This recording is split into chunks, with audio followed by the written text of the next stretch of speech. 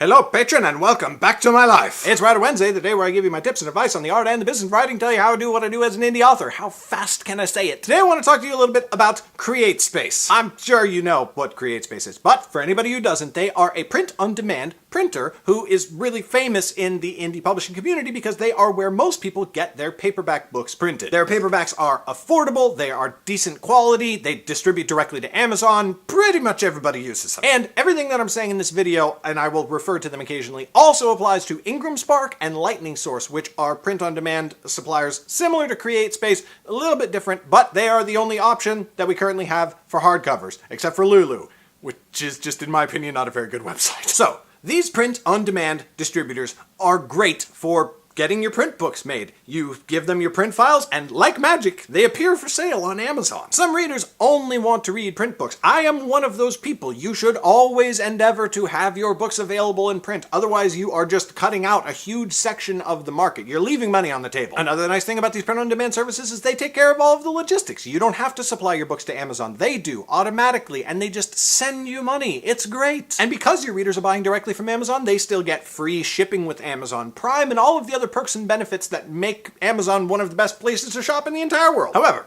there are many things that Createspace and Ingramspark do not do, and it is important to keep those in mind when you are deciding to work with them. First, let's talk about the books themselves. Createspace and Ingramspark definitely produce okay quality books, but they are definitely just okay. The printing accuracy is not always very spot on. Like if you've got a design that's very carefully worked out around the size of your spine and front and back covers, it can be off sometimes. Like if you look, you can see how this Nightblade spine is slightly tilted that way a little bit, and it's a little bit off center. And that's not a big deal, but it's there. Whereas on a traditionally published book like Twilight, like the accuracy is spot on from the spine and the back cover. It's flawless. Let's talk about page thickness. Turns out there are different thicknesses of paper, which not everybody realizes in books. This is Brandon Sanderson's book Mistborn. On first glance, it looks about the same size as Nightblade, right? Like comparably sized books. Turns out it's actually printed on really thin paper, so it is over 650 pages long, whereas Nightblade is just under 400 pages, and this is printed in a smaller font, and so in total it is actually almost double the word count of Nightblade. Going back to Twilight, it's about the same trim size as Nightblade, but look how much thicker it is. That's gotta be a longer book, right? But you guessed it, it's just printed on really thick paper, and the page margins are much bigger than they are in Nightblade, so that this is almost the exact same word count. Controlling the appearance and the weight of your book may not be all that important to you. It certainly isn't if print is like less than 5% of your total sales volume, but it is something that traditional publishers have full control over when they are designing their books. Print-on-demand services like Createspace and Ingramspark do not offer any difference in terms of page thickness or anything like that. They also do not offer embossing, UV coating, and foil stamping. Foil is literally just foil on the cover. You see how the Twilight title right there is literally printed with a colored foil so it's nice and shiny? Yeah, that. Spot UV coating is a technique that makes part of the cover glossy when the rest of it is a matte finish. You see how the title and the streak across the cover there are shiny but the rest of the book is not? That is spot UV coating. Finally, there is embossing, where part of the cover is pushed up and slightly raised from the rest of the cover. Like on this copy of Harry Potter, if you run your fingers over the titling, it is embossed, it is pushed out from the rest of the cover slightly. Okay, so how much does all this stuff really matter to us? Well, maybe not all that much, but I will tell you this. Traditional publishers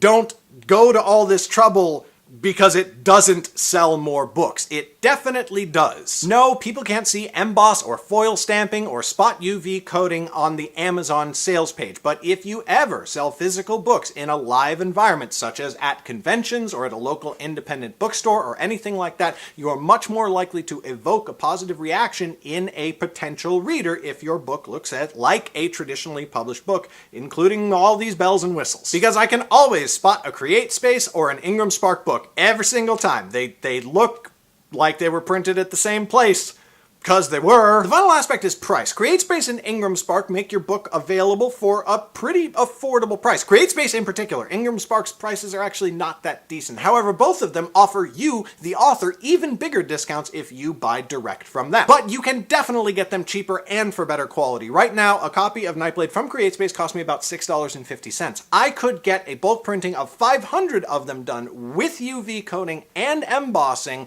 for probably about $4 each. That's only $2.50 more per book, but when you're selling 1,000 books a month, which we're getting pretty close to, that's kind of a big difference. If we keep increasing our volume, then we could do a print run of, let's say, 1,000 or 2,000 or 5,000 and literally get each book for like $1 a pop, at which point profit margins get real nice. Okay, that's the situation and the data. What is the solution? The only real solution is to find another printer. Now, there are online services that will do offset printing of your books and ship them to you. The best one I've found so far is called Print Ninja. It's at printninja.com. Their prices are incredible. I haven't personally seen one of their products, but I have heard nothing but amazing things from every online review I've ever read about them. But their lead times are very, very long, like months, literally 2 or 3 months. So what I've been doing instead is I am looking for a local printer here in Oregon that is within driving distance that can do my printing for me instead. Book print shops,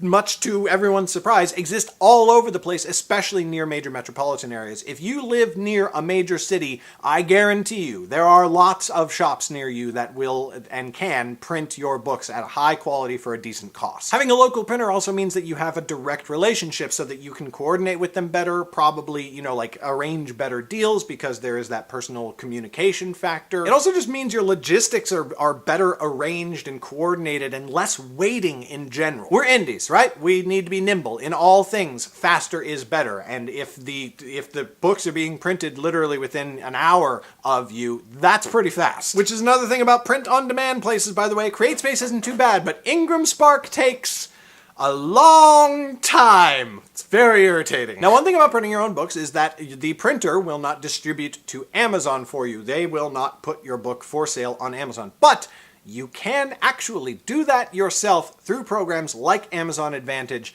That is a whole nother video. I am actually making a series of videos about how to use Amazon Advantage to your advantage, but that's going to have to wait. If your book sales have grown to the point where bulk printing now makes sense to you, you should go and look around at your local printers and see if you can find one that's a good fit. You want to get the best price that you can, but you also don't want to sacrifice quality. The whole point of this is to get books that look better than Createspace, better than Ingramspark, that look as good or better than traditionally published books. At the start of your career, Createspace and Ingramspark are the only options available to you, and they are decent options. But as you continue to grow, I just want to remind you and have you remember, they are not your only options. You can get better print books for cheaper, and not only will it improve your business and make you more money, but I think it's going to make you and your readers a lot happier as well. That's it for this week's Writer Wednesday video. As before, please do submit any questions. There is nothing on the list right now, so I will be answering any questions that come in next week's video. Thank you so much for watching. Thank you as always for your incredible support, and I will see you next Wednesday.